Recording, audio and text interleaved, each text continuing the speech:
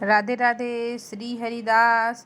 आज मैं बताने वाली हूँ कि लड्डू गोपाल को भूख लगी है कैसे पता करें और उनको कितनी बार भोग लगाए। अगर आप लड्डू गोपाल को स्नान कराती हैं तो उनके स्नान के पानी का क्या करें और हम उनकी सेवा कैसे करें, कैसे उनको भोग अर्पित करें, ये भी बताने वाली हूँ।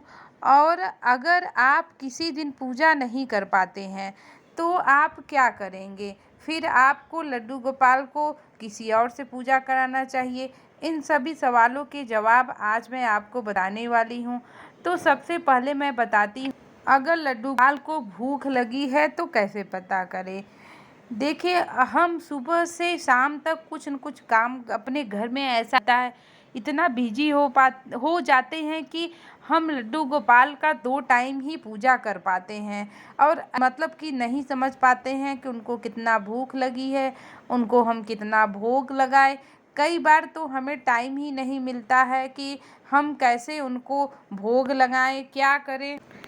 तो कैसे पता चलता है कि उनको भूख लगी है। जैसे आपने सुबह आप क्या करेंगे, सुबह आपने सोचा, मतलब कैसे पता चलेगा कि उनको आज क्या खाने का मन है। तो मैं बताती हूँ जो मेरे साथ होता है।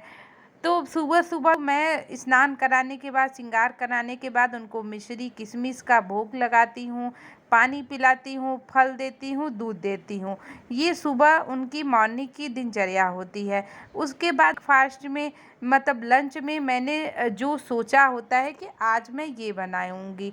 तो अगर लड्डू गोपाल जी का कुछ और खाने का मन है तो पता नहीं कैसे मेन टाइम पे आप देखेंगे भोजन बनाएंगे।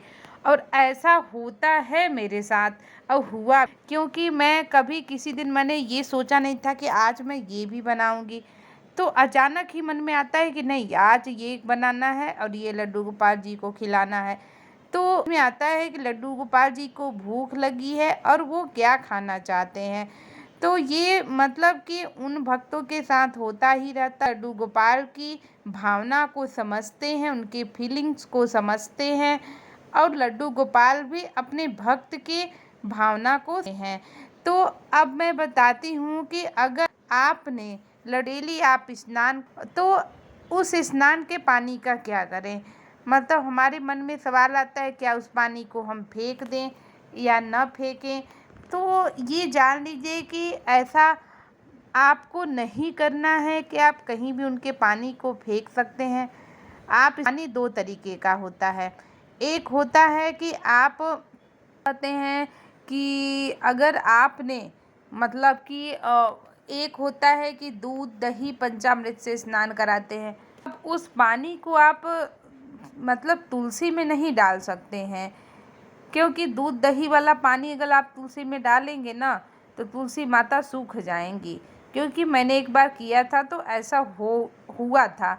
आपको क्या करना है कि आप उस पानी को, मतलब कहीं साफ, जैसे कि आप बर्तन धुलते हैं, बर्तन धुल जाए, बेसिन साफ हो जाए तो आप उसी में डाल दीजिए।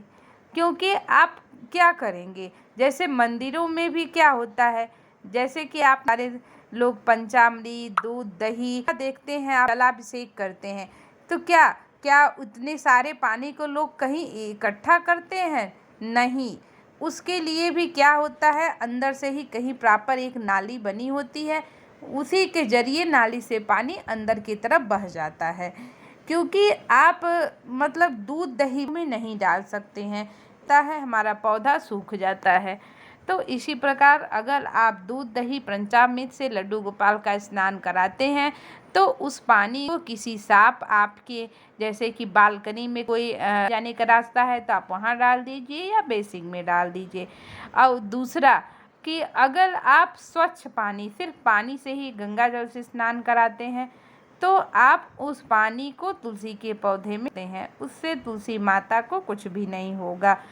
तो इन चीज़ों का जानना बहुत ज़रूरी होता है कि हम कैसे करें, क्योंकि मैं तो उसी अनुसार करती हूँ, हमारे विद्वान पंडित जी बताते हैं। मैं उनके सुझाव से ही लड्डू गोपाल की सेवा करती हूँ। अब लास्ट में आता है कि किसी दिन अगर हम लड्डू गोपाल की सेवा नहीं कर पाते हैं तो क्या होगा। अगर आप किसी दिन नहीं कर पाते हैं तो आप मानसिक पूजा कर लीजिए, या आपके घर में कोई और है तो आप उससे पूजा करा सकते हैं। तो इसमें आपको परेशान होने की ज़रूरत नहीं है। तो हमारी जानकारी कैसी आप हमें ज़रूर बताइएगा। तब तक के लिए राधे राधे, श्री हरिदास, राधे कृष्णा।